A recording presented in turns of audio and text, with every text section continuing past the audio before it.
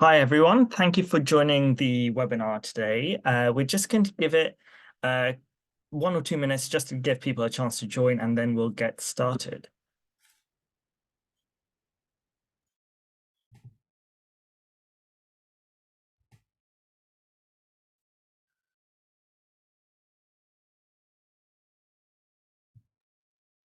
Hi, everyone. Thank you for joining the webinar today. I think we'll get started and people will be joining as we go along.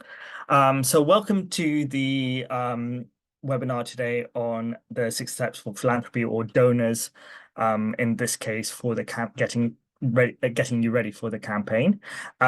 On the webinar today is myself, Sahil. I'm the Key Partnerships Manager. I may have spoken to you some of you via email. We have Beth, who is our Marketing Comms Manager. And we have Anna, who is the NPAC Project Director, and who NPAC are our partners for the Arts for Impact campaign. So Anna will be presenting the webinar today, but before we begin, I'll just give you some house rules for everyone through the webinar. So we have this chat function available. It's at the bottom of your Zoom panel. If you set your chat reply to everyone, everyone can see what you're writing. So it's a good way to introduce yourselves to other attendees and do a bit of networking. So please do use that chat function. You can also use it to share any ideas that we have throughout that you have throughout the webinar. Maybe other people will be interested in hearing about them as well. Also, if there are any tech issues, please post them in there and we'll get right to them if you are experiencing any issues. We will have a Q&A portion at the end of the webinar. So if you do have any questions for any of us, please put them in the Q&A box, which you can see at the bottom of your Zoom panel, and we will get to them at the end of the webinar.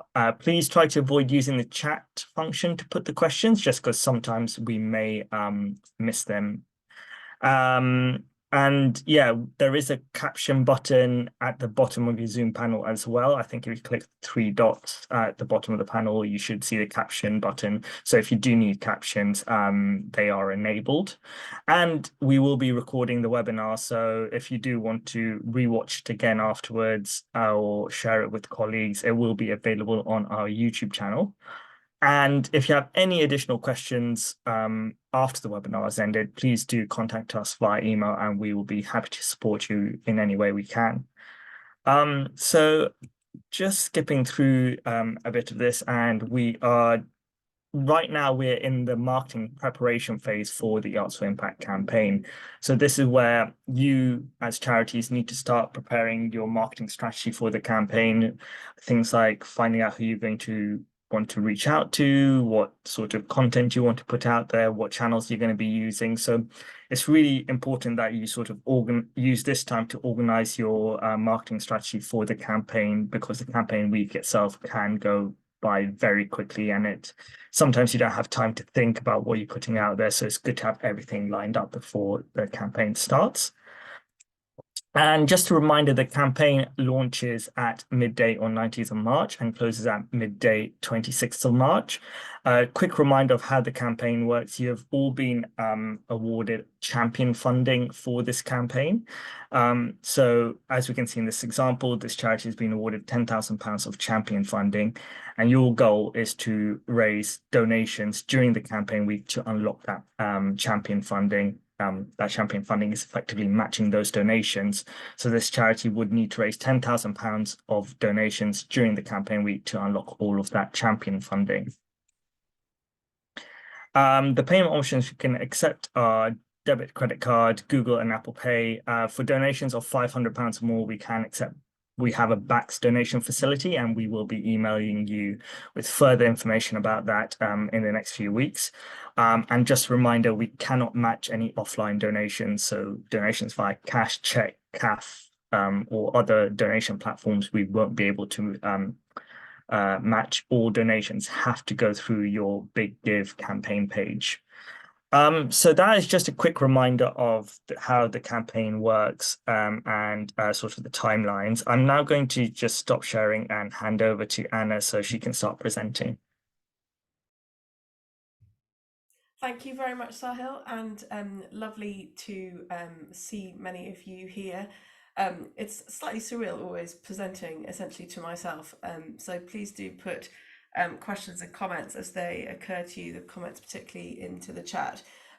This seminar, I was asked to put together essentially an introduction into fundraising from individuals. If there are people who are signed into the webinar who are years long seasoned fundraisers from individuals, my apologies, this is probably at a level which you already know. If you are new to fundraising and you are particularly new to fundraising from individuals, which is true of many of the applicants to this program, then I hope you'll find something useful in the slides that I'm going to go through.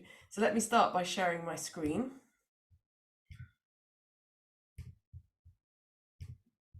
Hopefully everybody can see that. Yeah, all good. I've called this webinar How to Get Started with Raising Funds from Individuals. And over the course of the next half an hour or so, I'm going to cover the following agenda. So the first one will be making the case for support, and then creating a culture of philanthropic support. That's a surprisingly important step, which organisations often forget. The third one, the all-important finding supporters. The fourth one, how to ask for the money. A little sketch through knowing the rules, and then a little bit about knowing and looking after your donors, ideally so you can ask them for funds again in the future. And then we're going to talk through a little bit about how some of these lessons might apply to the Arts for Impact Fund. And as Sahil said, we've got a question format slot at the end. So first of all, making the case for support. Essentially, this is why should a donor support you as opposed to any other of the arts organisations that will be writing to them. It is always astonishing to me that charities, not just arts charities, sort of presume that people know what they do. Supporters, philanthropic supporters, very often, unless they know you already, don't know what you do. They don't understand it from the inside. They don't know who your beneficiaries are. They don't know what the targets and goals you're trying to reach. And they most particularly don't always immediately understand how their money would be used were they to give it to you. So it is incredibly important, and you will have done some of this work in setting out your stall and applying to the Big Give, that you set out what your charitable case is for support. It links back to the charitable objects, of course, that you have in your governing document, but what is your philanthropic cause? How will the funds be used? So, for example, you might be a music charity that's working with children in schools. That's perhaps not enough to make a cause. You might want to set out what the impact is on the children, how many participants you work with, what feedback you've had from previous participants, what you've learned from the teachers, how you're benefiting the children, what life skills they've heard from your workshop. Or you might be looking to create a place in quality of life, improve quality of life in a particular place. What does that mean? And the case for support, the cause, should really be at the very heart of why a charitable organisation exists. And it's really very important that the case for support is consistent across everything that you're writing. There are any number of organisations who have got their case for support articulated in one way in one place, but elsewhere you might find an articulation of an event, and somewhere else you might find an articulation of the history of the charity. And there's something about the need to have the cause at the very heart of the charity and in all your communications and fundraising appeals. So, for example, you will have, as part of this programme, you will have articulated your case for support, why it is you thought you were deserving of the match fund allocation to the Big Give. That then needs to run through all the appeals that you make to individuals as part of their campaign. It needs to be front and centre of your website. It needs to be absolutely part of your social media and every other form of communication that you're doing during the week of the campaign itself. And it needs to be really consistent. Please support us to do this in order that the following might be achieved. There are quite a few case studies on the NPAC website, that's artphilanthropy.org.uk, where we present 40 case studies of the societal impact of arts organisations across the country. And they are examples not only of the fabulous impact that the arts sector has across the country, but also of how a case for support might be put together well. So that is step one. I'll move on to some resources. This PowerPoint will be shared by the Big Give after the webinar, so you will have access then to all the online resources listed in here. But there are resources on how to make the case for support on our website, advice on Arts Council's website, and inspiringfundraising.co.uk has got a guide of how to write a case for support, and the Charity Excellence Framework has also got similar guidelines. So those are just a few resources that are worth working through if that's useful.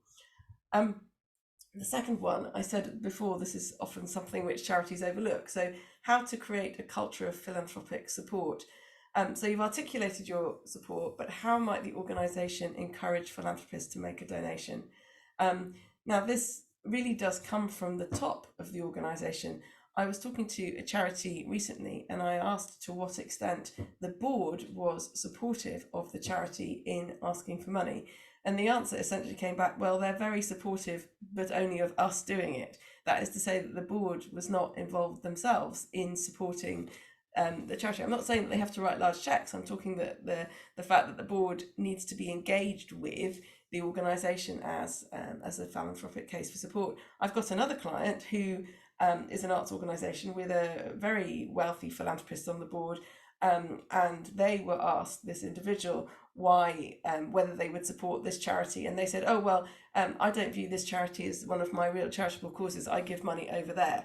To which my answer is, that is not creating a philanthropic case. That is not creating a culture of philanthropy. If your board are not talking proactively about the benefits of your organisation and why it is meritorious of philanthropic support, then you haven't got a culture of philanthropic support. Fundraising from individuals is very nuanced. People give money for very different reasons.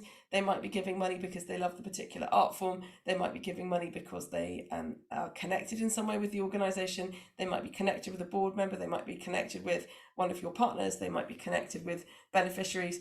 There are any number of examples of donors to arts organisations whose families have benefited from some of the socially impactful work that those charities have done, and so on and so forth. I just want to emphasise that fundraising really is a collective responsibility of staff and board. Sahil spoke earlier on about the importance of getting your materials ready in this marketing phase. What ideally all participating charities need is for all staff members, all board members to be sharing the Big Give opportunity with their networks, as well as the charities using their own databases to share the opportunity. It's a real opportunity to spread the word as widely as possible and to bring new people from all of your networks into the organisation. But that does mean that everyone has to understand what the giving opportunities are. Everyone needs to understand how you can donate. In this particular case, obviously, directing people to the Big Give online platform, but more generally, you'll have the, hopefully everyone has a support us button on their website, that there are online links so that people can support you year round. Once you have your first supporters, you need to make sure then that their support is visible. So if they, with thanks to some anonymous donors, is perfectly fine. Listing your major donors. The idea is that you are showing the world that there are individuals who are happy to support your organisation. It's a virtuous circle, if you will. There are a couple of guidelines listed here, which again you'll have with the presentation afterwards. Some from the Charity Commission, some from the Chartered Institute of Fundraising. And then I've got a couple of resources running through here, which are from the US. And that sometimes sets off a collective groan because the US fundraising models are different from here. However, it is really not the case that fundraising is easy in the US either. It's just there's more of a collective societal expectation of giving money philanthropically. And there is much that we can learn as UK arts charities as to how to engage with philanthropists as from US organisations. The third step is who to ask, finding supporters. And I have really lost count with the number of people who've said to me, we don't know anybody wealthy. So just to dispel that myth, first of all, philanthropy doesn't have to be enormous donations from single individuals. I mean, in a sense, for the Big Give challenge, if you've been awarded £10,000 in match funding and you find one wealthy person to give you £10,000, you could say, job done, easy. You just get the £10,000 in and it's matched. But I think that that approach is a missed opportunity. The object of this exercise and a whole object of New Philanthropy for Arts and Culture is to find more people to support our sector across the country. And therefore, it behoves us to look for as many people as possible to support. The Big Give platform can take donations of any size. So it is a really good opportunity to seek donations from new people who might come in at a very low level, and then as you get to know them, might give you more in future. So the first place to look is, as arts organisations, we often have quite good databases of audience, volunteers, trustees, their contacts, etc. There are, of course, GDPR issues with audience these days. Some arts organisations own data because they have direct relationships with their audience members. Others, those relationships are held through the venue where they more often perform.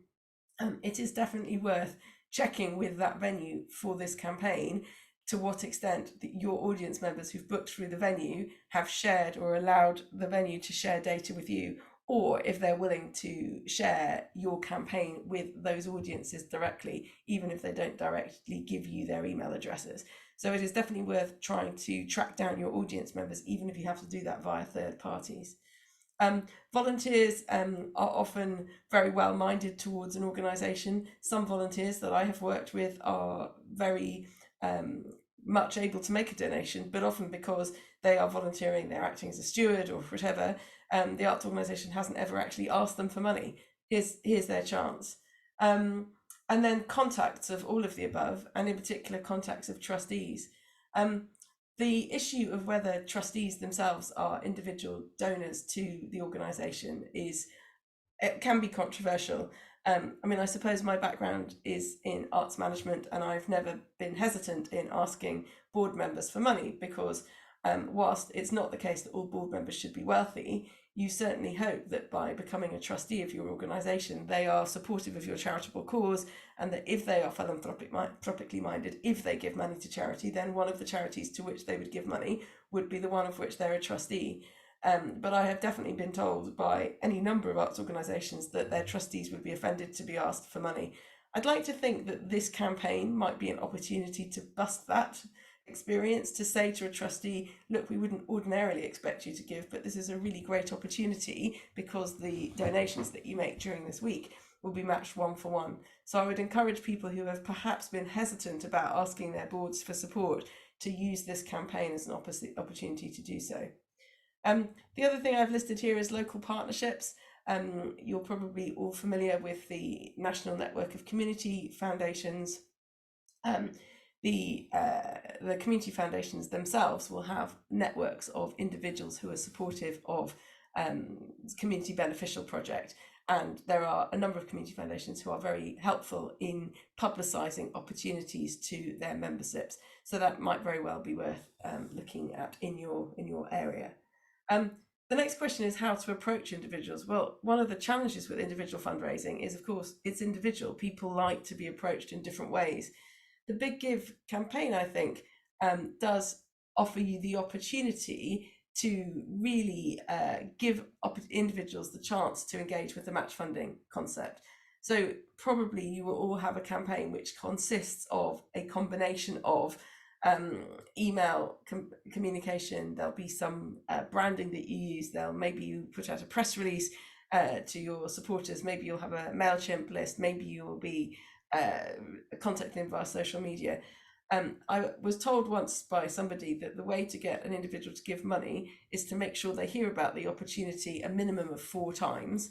So that could be 4 different communication channels. And then the second part is that the obligation is on the arts organisation to ensure that these individuals get hear about the opportunity 4 times. So that did make me laugh a little bit. I also, years ago, was working at the Kennedy Centre, and they had a motto there, it's not no until they've said no 4 times. So don't be shy about the repeat messaging that goes through this. It's also the case that, particularly at high levels of giving, people really do value the peer-to-peer ask. So if you have trustees who are giving to your organisation, or if you have other senior volunteers, or if you have other major donors who are giving to your organisation, it is definitely worth asking them to support themselves and asking them to ask their friends.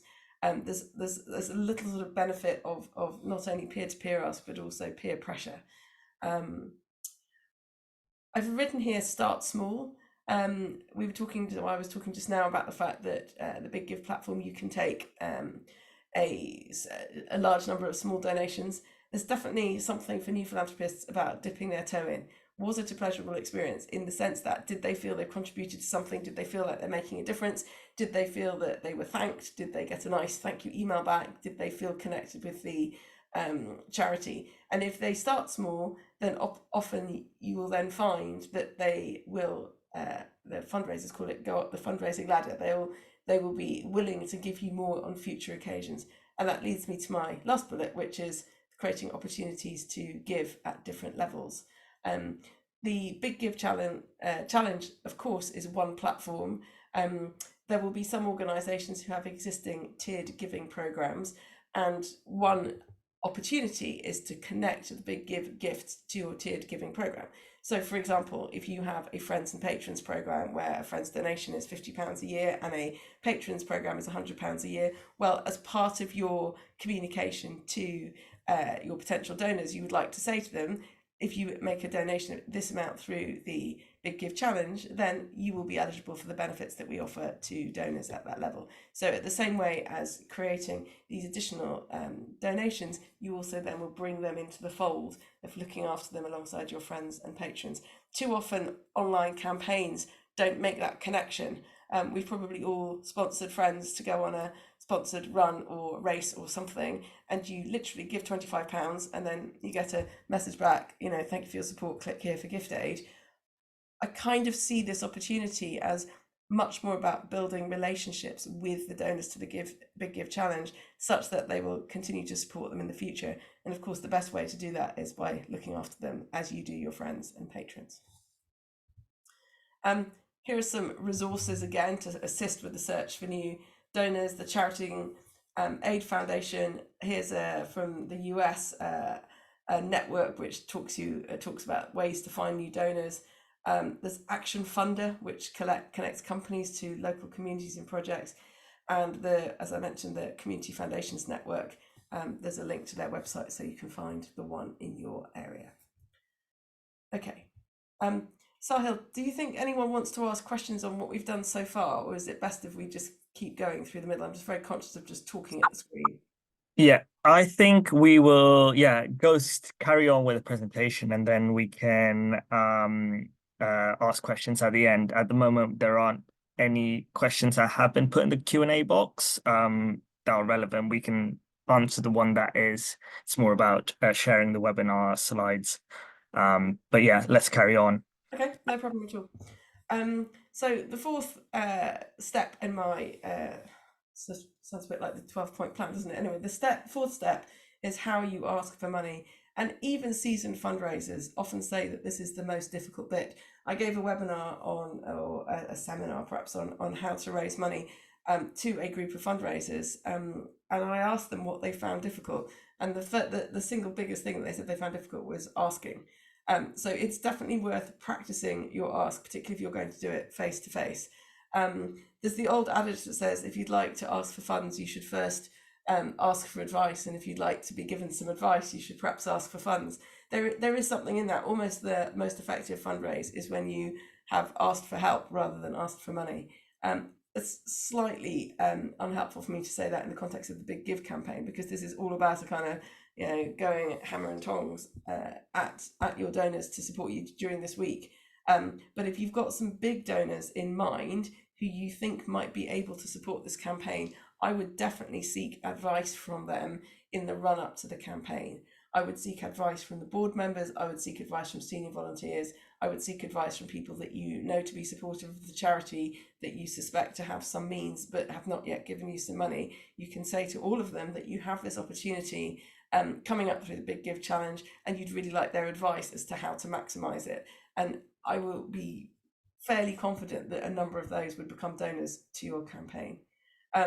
It's important to prepare a strategy in advance, and it's important to judge the right amount to ask for. That is quite tricky to do if you don't know the donors. I heard a brilliant story the other day from which relates to one of the Russell Group universities, who were sitting down with a wealthy American businessman and had prepared a presentation which was asking for something like £2 million worth of support. And the donor said, "Oh, well, that's curious. I was thinking more in the lines of 10 million. I mean, that's a very nice problem to have. But the fundraiser, luckily, was able to pivot around into a much larger ask. But it is important to try and judge how much you're asking for. If you've got a £10,000 pot from the Match Fund campaign here, is it possible to find somebody who can make up the first 5,000, and that will then trigger others to follow their lead? It's quite important, I think, to early on in the campaign try and find some people who will get your campaign off to a flying start, because people like to give to success.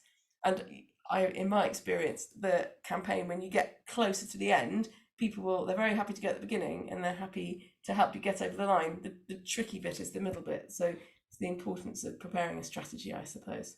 I talked before about peer pressure. This is definitely true here. If you can get a lot of your donors to ask their friends to support you, that will help. And perhaps obvious, because this is through the big give, but match funding is a proven motivation for new philanthropists. So definitely belabor that point as much as possible. And of course, people like to feel that they are supporting a campaign which is successful. There are two resources here.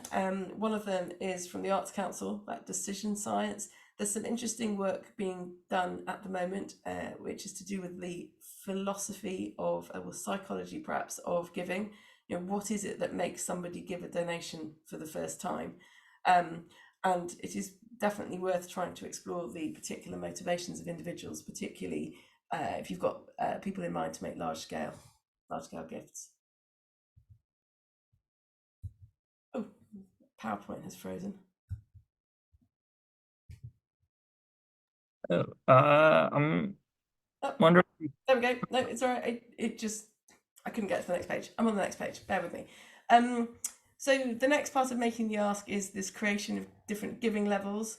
And I was saying before that you could link your Big Give match funding campaign into the giving levels. Now, some of you will already have giving levels and established. You'll have friends and patrons and whatnot. The Big Give campaign is a perfect opportunity to suggest that somebody goes up to the next level. That incremental donation absolutely counts as new philanthropy. It's very important to have various sort of benefits and incentives for different levels of support. I have a personal hatred of complimentary tickets. I was doing some work for a client recently, and I analysed their friends and patrons program, and I discovered that at one of the levels of giving, they were actually giving away more benefits value than the value of the donation, which to my mind slightly redefines fundraising. But what you're trying to do here is to create a package of things which incentivize people to donate to you, but really you're trying to give them sort of money can't buy opportunities, access to artists, backstage tours, and not something which is going to cost you money financially. You want to certainly have an incentive such that people go up your giving ladder. There is really literally no point at all if having a giving level of £500 and £1,000 and then giving them all the same donation benefits. You want them to think, oh, well, if I could go up to £1,000, then that would enable me to go to this event. So there's some kind of incentive. And of course, as arts organisations, we all have premises, we have exhibitions, we have shows, we have concerts, we have dance displays, we have all manner of things that we can engage patrons in. One patron that I've worked with described how he had been invited to watch a dance workshop in a primary school, and it had been incredibly powerful and had made him want to give money to that dance company. So don't underestimate the value of what to us is everyday work to a donor who won't have had the opportunity to see that before. We absolutely want to attempt to encourage supporters to increase their gifts each year, and that's another benefit of having this giving pyramid. We certainly, through the Big Give challenge, if we've got people coming in at a low level, we'd like to then be able to contact them and invite them up onto the channel. And it's all about, we'll come on to this in a minute, but sort of saying thank you and looking after your donations. And there's no harm at all asking advice on this from more experienced organisations. For those organisations who've not run an individual campaign before or have not asked for money from individuals, the arts sector is helpful. If you find a director of development or a development manager from a larger, more experienced fundraising organisation, they are generally happy to make some tips.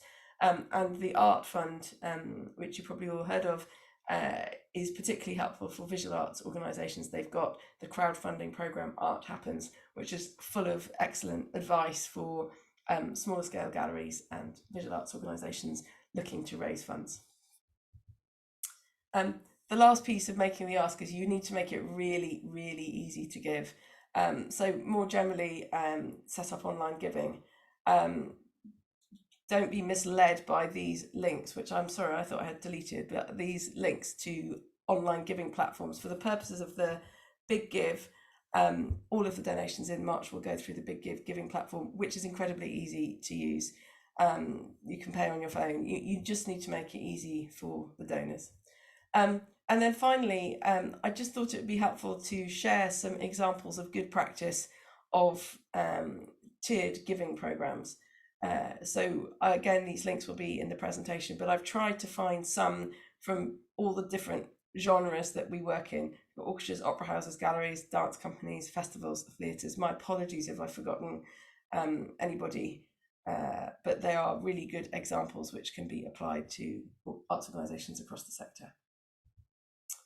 I'm going to sketch over this slide quite quickly because it is the less interesting part of fundraising. It is really important as a fundraiser from individuals to understand the rules of fundraising. And these rules are enshrined in charity law, essentially. So HMRC is your friend here. It's not something I say often. There are all kinds of guidance around how you calculate what the value of your benefits are so that you can claim gift aid accordingly. If you're a VAT registered charity, you have to make an adjustment to the value of donations for the VAT on the benefits you're giving them. You need to understand how the gift aid rules work. So if anybody is giving you money who is a taxpayer, then the charity will be able to claim gift aid on their donation, provided they've paid enough tax. If the donor is a higher rate taxpayer, then they get a further benefit through their tax return.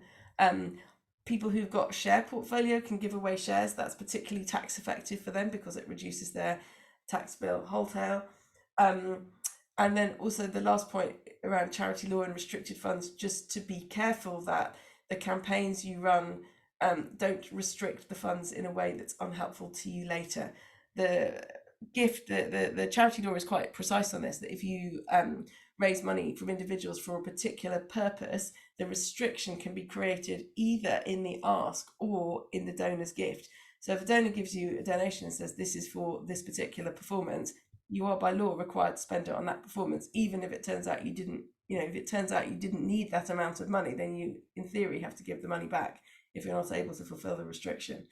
But you have to be careful because people often don't realise that in asking for money for a particular performance, that in itself creates the restriction on the donation as well. So it is definitely worth checking the wording of your Big Give campaign page to ensure that you haven't inadvertently saddled your charity with a restriction that you will subsequently find difficult to manage. There are all kinds of places you can read about these things. I've got the government guidance here on gift aid. There's a charity commission's guidelines on charity fundraising. There's official government guidelines on tax relief to charity donors. CAF, the Charities Aid Foundation, has an excellent guide to gift aid for people who give through that platform. Sorry, it's a bit dull, but important to understand the rules. And then finally, almost the most important part of fundraising from individuals is to look after them. There was an astonishing statistic, which was something like 40% of individual donors hadn't been thanked for their donations. I mean, that's just sort of basic. I don't even think I need to explain why.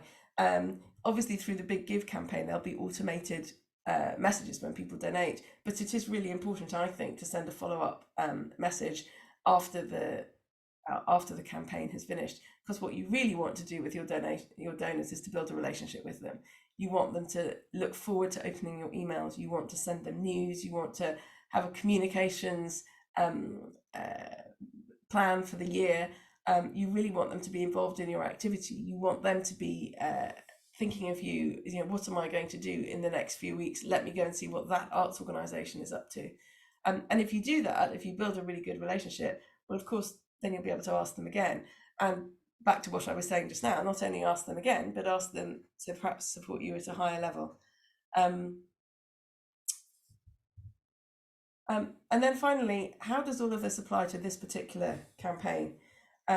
So the first thing is to really make your organisation stand out. The Big Give is busily preparing a campaign website where there'll be a unique URL for each of your campaigns. So some donors that you contact will go directly to your site. Others who the Big Give contacts will go and scroll through all the opportunities to support arts organisations through the Arts for Impact campaign. So you want to make your organisation stand out and be clear of what the money is going to be for. So you target your donors with specific ask. You could use this opportunity to convert members from your audiences or your mailing list into donors, or to increase support from existing donors. You can invite trustees to target their contacts using the matching as an incentive.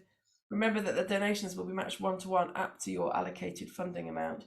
But in addition to that, you will be able to claim gift aid on any donations made. So if you have a match pot of £5,000, you raise £5,000, and those donors all click the gift aid box, then you'll end up with an extra £1,250. So it is well worth doing that as well. Remember to engage the donors with your organisation after the campaign. And a very important thing is that for those of you who are selling tickets, the donors to the arts organisations are often purchase a really significant percentage of the tickets. So that's partly because the sort of benefits that organisations might offer might be around priority booking and so on and so forth. So you're very much motivating your donors to buy tickets. But nonetheless, people often forget that a donor who gives you £30 and you dismiss that as a sort of low amount of money and relatively insignificant, you then go and look up on your database and discover that actually they give you 30 quid, but they attend 10 shows across the year. Well, their total value to your organisation is significantly more than their donation. And that also tells you that they have potentially the resources to give you an additional amount going forwards. So don't forget the commercial beneficiary or benefits to the organisation. And I've written dear at the bottom here, ideally no cheating. What do I mean by that? Well, of course, you could just say to some of your donors, I tell you what, don't support us at the time of year you normally do. Just do it in the Big Give week, and then we'll get to double your donation. The reason I think that's cheating, it doesn't matter. You can perfectly do that from the platform. The platform won't stop you doing that because the platform doesn't know who your donors are. But I think it's slightly a missed opportunity, because the point of this fund is to get new philanthropy for the arts sector, using the societal impact of all the excellent work that you're doing. And I think certainly a charity that I'm a trustee of that is participating in this, I would be very disappointed if I thought that we hadn't maximised the opportunity for the charity by using the Big Give Fund to increase the number of donors that we have to the organisation. It's very much easier to ask your existing donors just to kind of give you this money at a particular time, but I kind of feel that that would not give you the maximum benefit of participating in this sort of plan. So ideally no cheating. And finally, a few more interesting resources from the Directory of Social Change, Arts Council England, and Arts Fundraising and Philanthropy. These are all useful resources just to feel, I guess, more confident in your fundraising from individuals. There we go. Any questions? Thanks, Hannah. That was a really great presentation. Thank you for delivering that. Yeah, please, to all the charities attending, please do put your questions in the Q&A box. It's a great opportunity to ask us anything that you want, anything that Anna just covered. We do have a question from Anna Hodgson, and I think it'll probably go back to the last point you made, but if you yeah, just want to reiterate it. Anna has asked, could a grant from a community group be applied to the campaign, please? Oh, Anna, sorry, you're on Oh, mute. sorry, I was busy coughing after I've been No, no. talking. I don't see why not. I mean, again, no cheating. But if a community group is going to support your charity, then they could, provided they make the donation through the Big Give campaign, then it would be matched. There is also, Sahil, correct me if I'm wrong, but I think the Big Give has the facility to take a donation from an institution if they don't have the ability to just pay on a credit card. Yes, we do have that backs donation facility available, which we will be emailing all of you charities about in the next few weeks.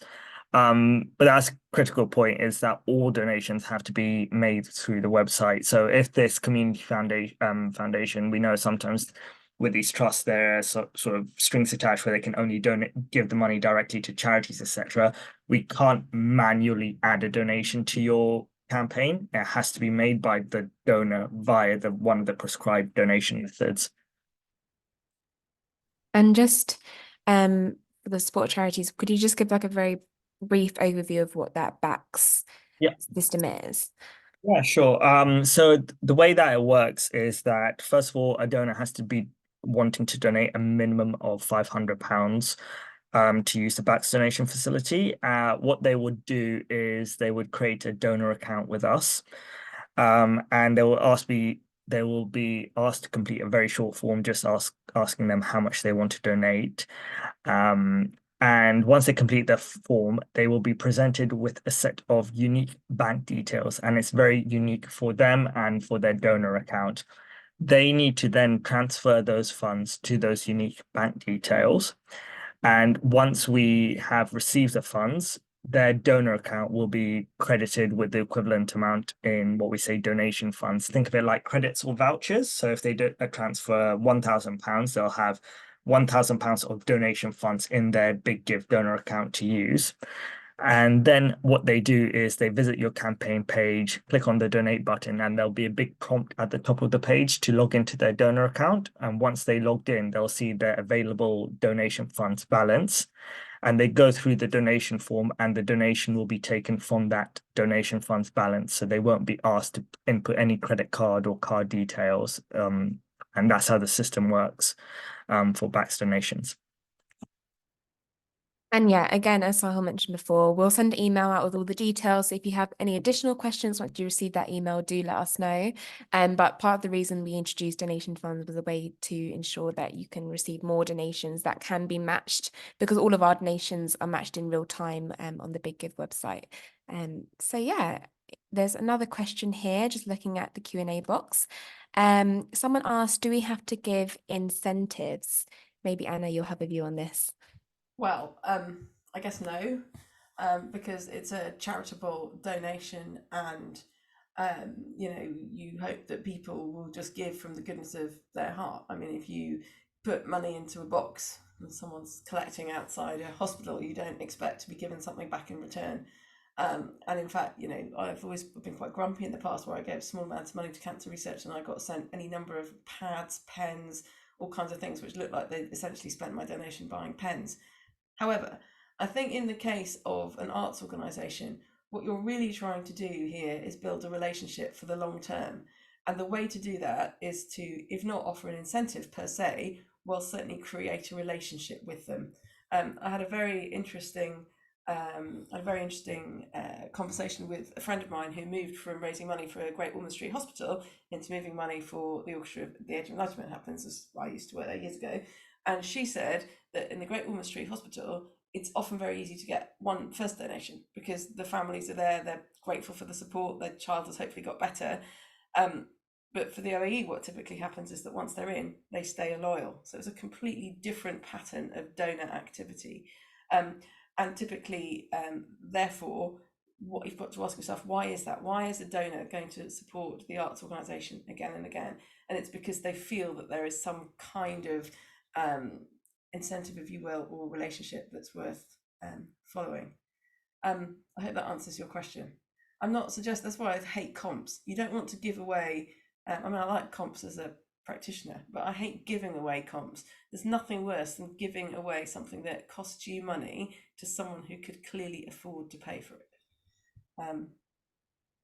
And also, to just kind of add to this, because I've been reviewing a lot of Christmas Challenge case studies recently, and there have been some charities have used incentives in the form of like tickets to an event that they're running, or they had some free raffle prizes provided by some of their corporate partners or things like that. So kind of as an incentive to make a donation by a big give, they've said, you know, you could potentially win this. So that's not to say incentives haven't worked for campaigns before, and we'll be including some of these new updated case studies on our website within the next week or so. But yeah, as Anna said, ideally you wouldn't need to give incentives for people to donate, but there are ways you can do that as well. I mean, the other thing is that the sort of incentive you might want to give might sound quite innocuous to you, but might find very welcome to the donor. So I remember years ago meeting an elderly lady who liked the piano, and she said to me, "Those nice people at the Wigmore Hall have sent me a list of piano recitals. Isn't that kind?" And I put my hand in my hands just for a moment, because I thought, obviously, well done, the Wigmore Hall. They've done some audience segmentation, and they have noticed that this elderly lady is attending piano recitals. So as far as she was concerned, I don't know whether she was a donor or just an audience member, but as far as she was concerned, the incentive to being involved and going back to the Wigmore Hall, aside from the pianist, was she was getting nice letters from the Wigmore Hall. So the incentive that you might offer might be a regular newsletter, which you're writing anyway. Let's move on to the next question. Can you explain for partial champion funds if we top up the match shortfall with match funds from a supporter? Oh, I'm not sure I understand the question. Oh, I can jump in on this. And I think Brilliant. Verity has also asked a similar question in the chat, but basically, some charities may want to add in more match funds from their own supporters. They may have, for example, a major donor that really wants to get in on this and put in actually match funds rather than being a donor themselves. We will give charities an opportunity to add in match funds from their own supporters. This is completely optional if you want to do it or not. We will be sending an email about how to sort of go through this process. But yeah, absolutely, charities can add in more match funds from their own supporters. The way that it would work is that the donations will be matched prorated between the champion funds that we have awarded you and the match funds that your own network have contributed. The caveats here are that the your supporter who's contributing match funds will need to first of all complete a short form just to sort of, it's a what we say a champion agreement. And the second point is that they would need to transfer the funds to us, the big give, before the campaign starts. We would send them our direct bank details, and we will hold on to the funds. And then once the campaign is over, we will transfer the funds in full to you. We don't take a percentage cut or anything like that from that, but we just need to know that the funds are there and have them in holding. Yeah, we have a question from Lucy Bradshaw. We have a lot of old adults who we're regularly in touch with and who could be keen to donate but unlikely to feel comfortable to put in bank details in an online form. And we'd be looking for small donations, £5 to £10 from them. How could we manage this? One of the Yeah. arts organisations that I'm involved with, they've got an elderly couple who give them money, and their children do it for them. So you know the couple are in their 70s, the children in their 40s. The 40-year-old makes the donation because they have no problem doing an online donation, and the parents pay them back. So that would be one suggested mechanism. I think unfortunately we do need them to make the donation online via the Big Give website. So somehow, wherever, Yeah. that money has got to be donated. The other thing you could possibly do, you know, you'd have to check this within your governance, but if you could find an individual, perhaps one of your trustees, who would be willing to make a donation, which would essentially be the aggregate of the donations made by the beneficiaries, that might be another way around it. Yes. We have had this done in the past as well, particularly for charities who've received cash donations or people who are given by a check. And we've had like trustees or employees of the charity and make a donation from their personal card on behalf of that donor. So it is a potential, but obviously you have to figure that out financially in-house. And Yeah. I'd say from the point of view of charity governance and financial probity, you just have to have a clear paper trail. Yeah, Just exactly. have a paper trail that says this person donated this £10 to, you know, in this bank account, and then you see it coming in and going out again. Yeah, best to talk with your finance team. The other thing that we've seen other charities do in the past as well is depending on obviously who your donor base is and how local they are to you, but some charities have set up donation stations. If their donors are very local and they can come in to the charity and like the charity can help them through the whole process. So that's another idea if donors are very local to you. Oh, 3 top tips for creating a successful campaign.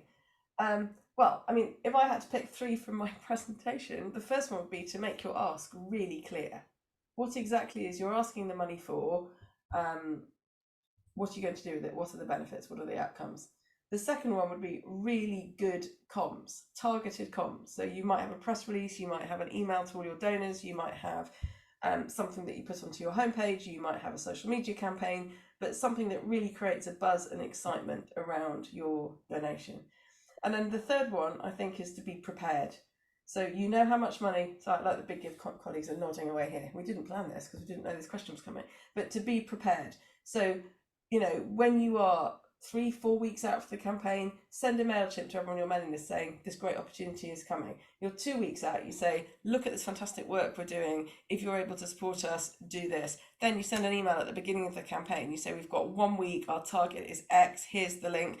Maybe 3 or 4 days into the week, you write to, obviously not the people who've already donated to you, but all the others, to say, look, we're doing very well. We've got 60% of our match funding. If you could just help us to get to the line. And then, of course, at the end of the campaign, make sure that you tell them how successful you've been and thank everybody.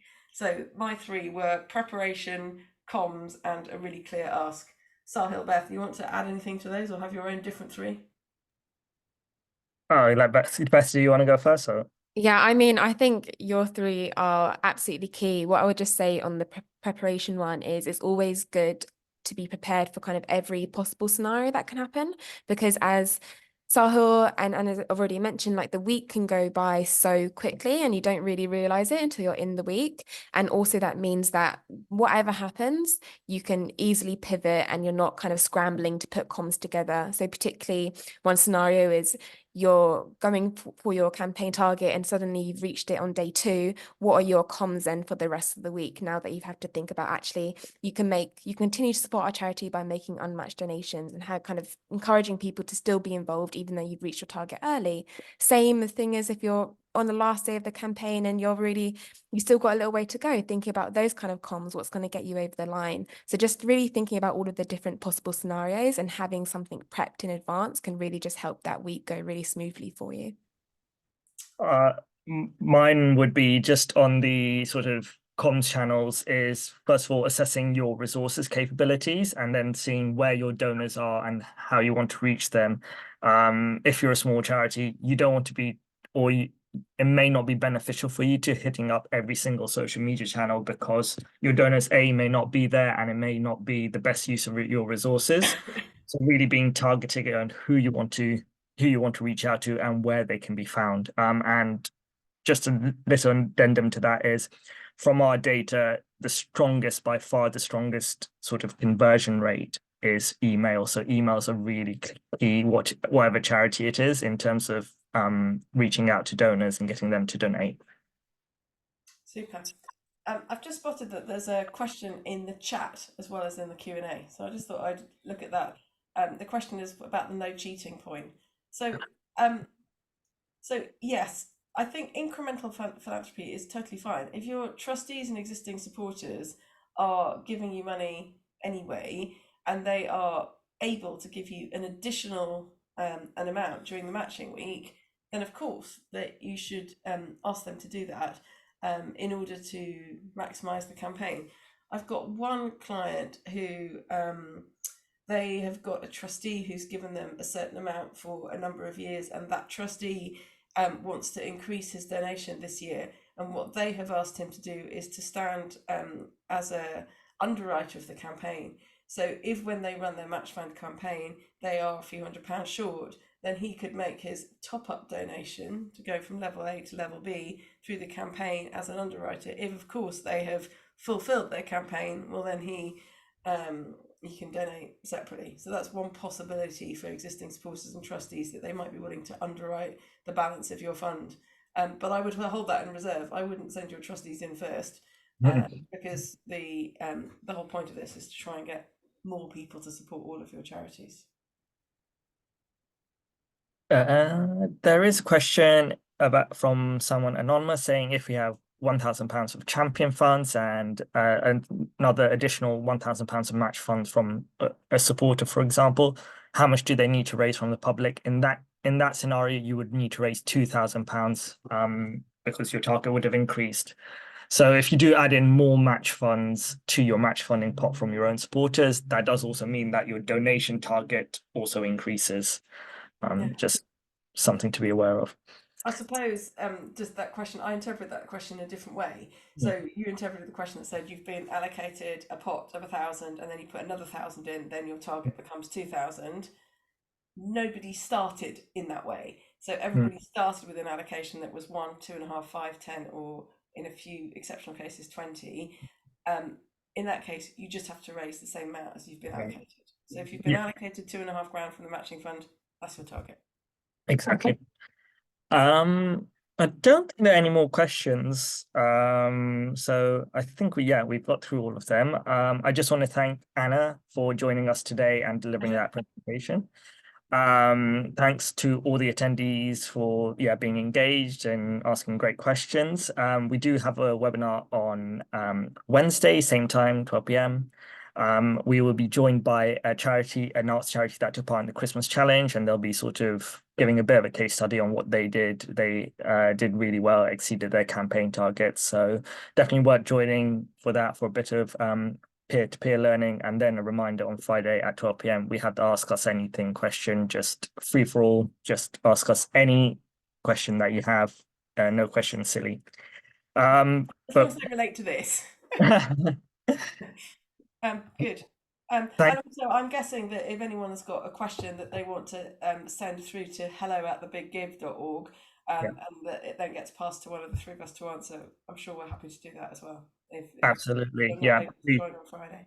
Yeah, please do contact us in the meantime if you have any questions. But with that in mind, thank you all for joining us today and hope you all have a great rest of the day. Thank you. Thank you very much. Bye then. Thank you.